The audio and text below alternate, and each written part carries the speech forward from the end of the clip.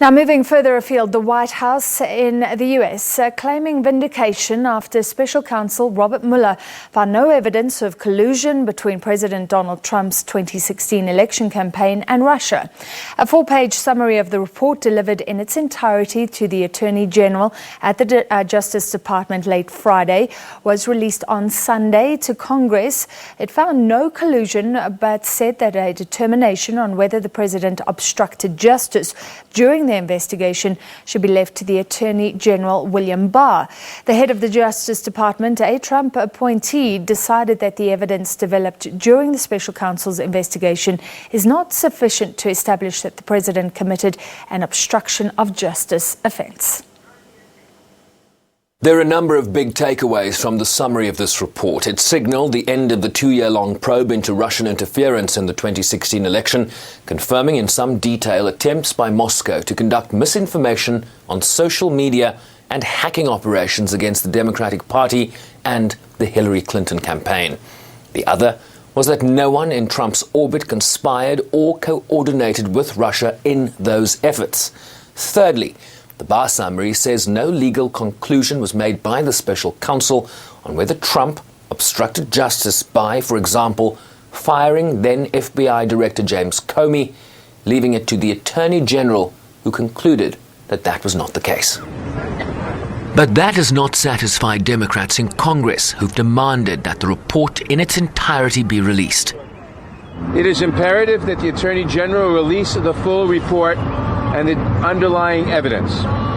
The entire unfiltered report, as well as the evidence underlying that report, must be made available to Congress and to the American people. As much information can be made public should be made public without delay. I intend to fight for that transparency. The White House sees the findings as a huge victory for the president, who hailed it as a complete and total exoneration. It was just announced there was no collusion with Russia, the most ridiculous thing I've ever heard. There was no collusion with Russia. There was no obstruction and none whatsoever. And it was a complete and total exoneration. And while Mueller did not exonerate the president, the White House doesn't see it that way. I frankly disagree with you, and so does the Attorney General and the Deputy Attorney General. The report found that they were unable to make a decision that went over to the Department of Justice, where they did make a decision. Legal analysts argue that obstruction of justice cases are always difficult to prove. There was no real nexus between obstruction and some underlying crime. And obstruction of justice cases are always kind of tricky, right?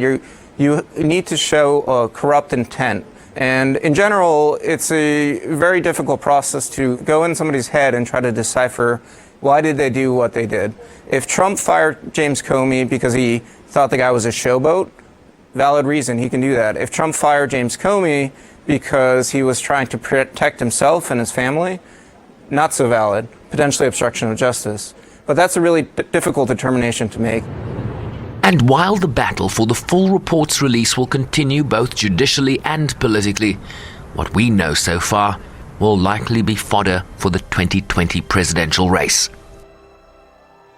The special counsel interviewed about 500 witnesses, issued more than 2,800 subpoenas, and executed nearly 500 search warrants during its two-year probe. Democrats are threatening subpoenas while the Attorney General may be called to testify before Congress. And while some 37 individuals and entities were indicted or convicted of crimes during the investigation, including 6 Trump associates, the cloud hanging over this White House has, for now, surely been lifted. Sherwin Bryce-Pease, SABC News, New York.